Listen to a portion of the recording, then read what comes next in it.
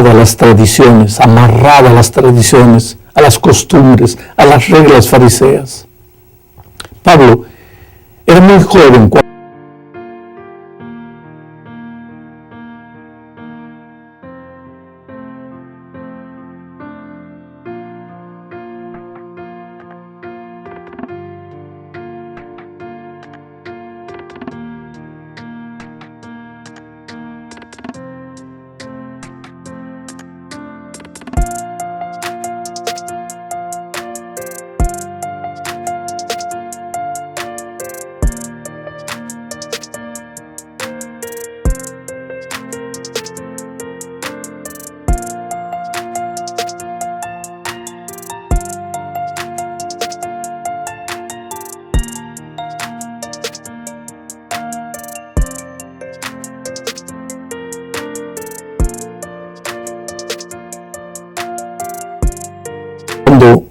fue enviado a Jerusalén para recibir una buena educación judía en la escuela de Gamaliel, el más grande rabino de aquellos tiempos.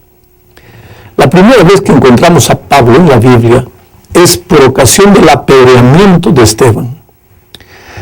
Pablo está allí, tal vez formando parte del grupo de los que discutieron con Esteban antes de apedrearlo. Ahora, ¿por qué discutieron esos hombres con Esteban? Esto es clave. Observa la acusación de los fariseos. Está registrado aquí en el libro de Hechos de los Apóstoles, capítulo 6, versículos 13 y 14. Y presentaron testigos falsos que dijeron: este hombre continuamente habla en contra de este lugar santo y de la ley, porque le hemos oído decir que este Nazareno Jesús destruirá este lugar y cambiará las tradiciones que Moisés nos legó.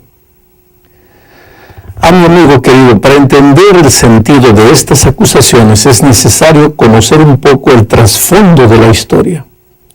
Piensa un poco en lo que significaba ser judío en los tiempos de Cristo. Para ellos nada era más importante que ser judío. Recuerda que siglos antes Dios había llamado a Abraham y le había prometido hacer de él una gran nación. Bueno, los judíos eran esa gran nación.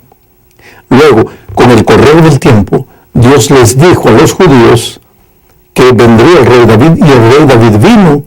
Y entonces Dios les dijo que de la simiente de ese rey, del rey David, vendría el Mesías que gobernaría todas las naciones. Los judíos tenían entonces todos los motivos del mundo para sentirse superiores a los otros. Su religión no era una religión inventada. Estaba fundada en las Escrituras Sagradas. Estaba inspirada por el propio Dios. Por lo tanto, su religión, las enseñanzas de su religión y el templo donde se adoraban, se reunían para adorar a Dios, eran sumamente importantes y sagrados. Y de repente aparece un simple carpintero enseñando que la salvación es para los que creen en Él y no apenas para los que se reúnen en el templo. Esto debe haber sido terriblemente duro para los judíos. El templo. ¿Cómo podía alguien decir que destruiría el templo y la ley? ¿Cómo podía alguien atreverse a pensar en la salvación sin siquiera mencionar la santa ley de Dios? Ahora mira, ni Jesús, ni Esteban, ni ningún otro cristiano primitivo enseñó jamás que la ley había sido abolida, no. Al contrario, el propio Jesús había dicho lo que está registrado aquí en San Mateo, capítulo 5, versículo 17. No penséis que he venido para abolir la ley o los profetas. No he venido para abolir, sino para cumplir. Jesús había dicho eso, que Él no vino para destruir la ley, pero los judíos no podían aceptar que su tradición, su templo y sus costumbres pasasen a un segundo plano, aunque la ley no hubiera desaparecido. Por eso pagaron a testigos falsos que acusaron a Esteban. Pero yo pregunto, ¿podría suceder lo mismo conmigo hoy? ¿Podría yo estar tan convencido de mis ideas que estaría dispuesto a hacer cualquier cosa con tal de que los otros hagan lo que yo quiero, lo que yo pienso que es correcto, sin al menos darme el tiempo de revisar mis ideas? Sabes, este es un riesgo que todos corremos y del que nadie está libre. La segunda parte de la lección habla de la conversión de Pablo. Recuerda que Pablo estaba presente el día en que los fariseos apedrearon a Esteban. Hechos 7:58 dice lo siguiente: y echándolo fuera de la ciudad comenzaron a apedrearle, y los testigos pusieron sus mantos a los pies de un joven llamado Saulo. Oh querido, Saulo, como todo buen fariseo, consideraba el cristianismo una amenaza para la fe judía. Saulo era un hombre sincero y sinceramente comenzó a perseguir a los cristianos. Pena que sinceridad nunca fue sinónimo de estar en lo correcto. Hechos 8:1 afirma más. Dice: y Saulo consentía en su muerte. En aquel día hubo una gran persecución contra la iglesia que estaba en Jerusalén, y todos, salvo los apóstoles, fueron esparcidos por las tierras de Judea y de Samaria. ¿Te das cuenta? Saulo era uno de los participantes de aquel apedreamiento. Tal vez él no tirase la piedra, pero estaba allí observando y consintiendo todo. Y más todavía, Hechos 9, versículo 1 dice: Saulo, respirando todavía amenazas y muerte contra los discípulos del Señor, fue al sumo sacerdote y le pidió cartas para las sinagogas de Damasco, para que si encontraba algunos que pertenecieran al camino, tanto hombres como mujeres, los pudiera llevar atados a Jerusalén. Querido, ese era Saulo, antes de su conversión, claro. No era un ateo, no era un agnóstico, no era un racionalista, era un religioso sincero que pensaba que persiguiendo a los cristianos estaba realizando la obra de Dios. ¿Es posible creer que se está haciendo la voluntad de Dios cuando en realidad se está haciendo todo lo contrario? Bueno, la historia de Pablo nos muestra que sí. Pero aunque Saulo o Pablo no lo supiese, Dios tenía un plan maravilloso para su vida. Querido, Dios siempre tiene un plan maravilloso para todos. Para ti también, a pesar de las circunstancias difíciles que puedes estar enfrentando en este momento. Y el plan para Saulo se empezó a cumplir en el camino de Damasco. Mira, era una noche oscura cuando repentinamente una luz fulgurante resplandeció y todos los que estaban ahí cayeron por tierra aterrados. No era algo común, era sobrenatural. Saulo también cayó, comió polvo, besó la lona y allí en su desgracia, humillado hasta el polvo, escuchó una voz que le decía: Saulo, Saulo, ¿por qué me persigues? ¿Quién eres tú?, preguntó el angustiado fariseo. Yo soy Jesús, a quien tú persigues, fue la respuesta. Y completó: dura cosa te es dar coces contra el aguijón. ¿Coces contra el aguijón? ¿Qué significa eso?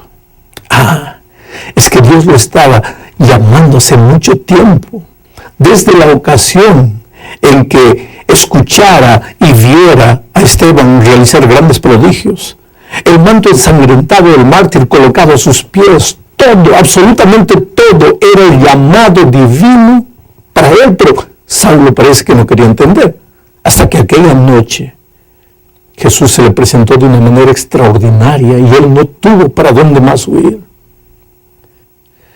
Mi pregunta para ti es la siguiente: ¿hace cuánto tiempo Jesús te está llamando y tú no escuchas su voz? Ahora, lo impresionante de todo esto es que la gracia de Dios no alcanza solo a los delincuentes y pecadores corruptos. La maravillosa gracia de Jesucristo también puede alcanzar a los religiosos obstinados que depositan su confianza de salvación en su buen comportamiento, como era el caso de Pablo. Por eso el apóstol se volvió el exponente de la gracia divina. Y un día, escribiendo a los filipenses, dijo: aunque yo mismo podría confiar también en la carne, dijo él. Si algún otro cree tener motivo para confiar en la carne, yo mucho más, circuncidado al 8º día, del linaje de Israel, de la tribu de Benjamín, hebreo de hebreos, en cuanto a la ley, fariseo, en cuanto al celo, perseguidor de la iglesia, en cuanto a la justicia de la ley, hallado irreprensible. pero todo lo que para mí era ganancia, lo he estimado como pérdida por amor de Cristo. Y aún más, yo estimo como pérdida todas las cosas en vista del incomparable valor de conocer a Cristo Jesús, mi Señor, por quien lo he perdido todo y lo considero como basura a fin de ganar a Cristo y ser hallado en Él, no teniendo mi propia justicia derivada de la ley, sino la que es por la fe en Cristo, la justicia que procede de Dios, sobre las bases de la fe. Oh, querido, tremendo esta declaración de Pablo, es tremenda. Puedes ver que a partir de su conversión, hubo una media vuelta en la vida de Pablo. De un extremo defensor de la ley se volvió en un defensor de la justicia de Cristo y de la gracia maravillosa de Jesús. La tercera parte de la lección tiene que ver con la llegada de Pablo a Damasco. Mira, Dios podría haber dado la comisión evangélica a Pablo allí mismo en la carretera. A final de cuentas, el mismo Saulo había preguntado, ¿qué quieres que haga? Pero el Señor no le dijo nada. Solo le ordenó que se levantara y fuera a la ciudad donde los hermanos le dirían lo que tenía que hacer. Aquí hay un pensamiento extraordinario. La iglesia estaba comenzando a organizarse. Todavía estaba en pañales, pero Dios ya la respeta y deja con la iglesia la misión de orientar al nuevo converso. Ahora, delante de esa historia, ¿cómo es que hoy puede alguien pensar que la organización no tiene ninguna importancia en la vida del cristiano? Bueno, Saulo va a la ciudad ciego, no ve nada, es guiado por las otras personas. Tal vez ciego, él pudiese entender mejor cómo había vivido en la ceguera espiritual durante tanto tiempo. No sé si es a veces necesario que yo me quede ciego para entender mi ceguera espiritual. Pero sabes, si el Señor, en su amor maravilloso, misericordioso, Él cree necesario que yo me quede ciego, Él lo permitirá. A veces Dios habla, y uno no quiere entender. Dios muestra, pero uno se cierra en sus preconceptos. Y si es necesario que yo me quede ciego para abrir mis ojos a los asuntos espirituales que no quiero entender, Él lo va a hacer, como lo hizo con Pablo. Volvamos a Pablo. Mira, él llega a la ciudad y permanece en ayuno y oración algunos días. Al mismo tiempo, Dios se presenta a un apóstol llamado Ananías y le dice que reciba a Saulo. Ananías se asusta con la orden porque él conoce la mala fama de Pablo y discute con el Señor, argumenta. Al principio no acepta, pero finalmente se rinde. Y aquí encontramos otra lección. Jamás juzgues a alguien por su pasado o por su apariencia o por lo que los otros dicen respecto de él, como Ananías hizo con relación a Saulo. Claro, yo sé que no es posible desde el punto de vista humano hacer de cuenta que no pasó nada, que el pasado de una persona no significa nada, porque significa sí. Pero la lección que debemos aprender hoy es ser generosos, es aprender a dar una segunda oportunidad a las personas, principalmente porque el poder transformador de Cristo es capaz de hacer cosas que la mente humana no alcanza a comprender. Ahora entramos a la cuarta parte de la lección. Tiene que ver con el inicio de la predicación a los gentiles. Hasta aquel tiempo la predicación se limitaba a los judíos. Los discípulos eran judíos y empezaron predicando el evangelio a los judíos, claro. De cierta manera, hasta inconscientemente pensaban que el evangelio era solo para los judíos. A pesar de que Jesús les había dicho que el mensaje debería ser predicado hasta el último rincón de la tierra. Pero este es un concepto que los llevó tiempo para poder entender. Bueno, Hechos 11 registra el inicio de la obra entre los gentiles, o sea, entre los que no eran judíos. A los no judíos les llamaban gentiles. Pero mira lo que dicen los versículos 19 al 21 de Hechos 11. Ahora bien, los que habían sido esparcidos a causa de la persecución que sobrevino cuando la muerte de Esteban, llegaron hasta Fenicia, Chipre y Antioquía, no hablando la palabra a nadie, sino solo a los judíos. Pero había algunos de ellos, hombres de Chipre y de Cirene, los cuales al llegar a Antioquía hablaban también a los griegos, predicando al Señor Jesús. Y la mano del Señor estaba con ellos, y gran número que creyó se convirtió al Señor. Gran número de griegos se convirtió al Señor. Este fue el inicio de la obra entre los gentiles.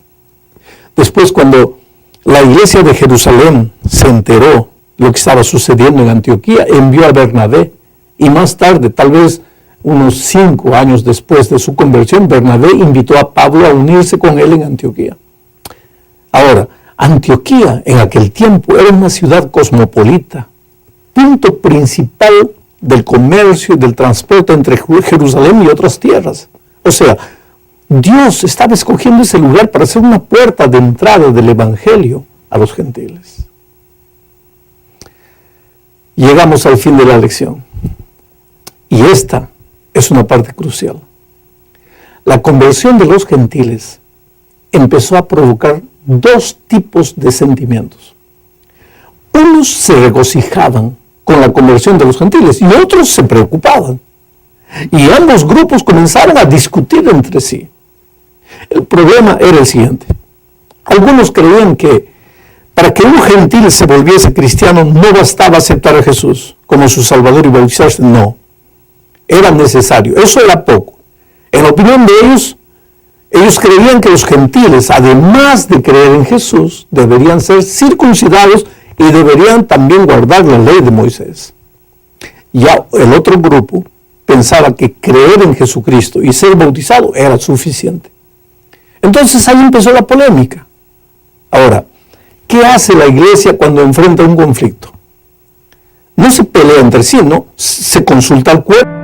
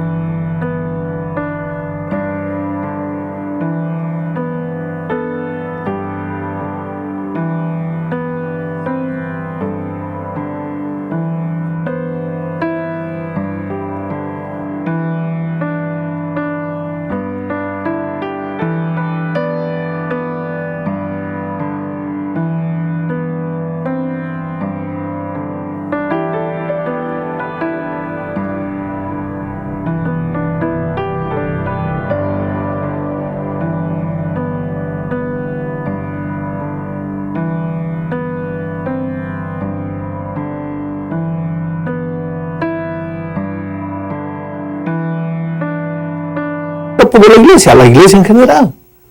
Y fue lo que sucedió. En Hechos 15, versículos 1 al 5, se encuentra el relato de lo que sucedió. Mira, dice así: y algunos descendieron de Judea y enseñaban a los hermanos: si no os circuncidáis conforme al rito de Moisés, no podéis ser salvos. Pablo y Bernabé tuvieron una discusión y contienda no pequeña entre ellos.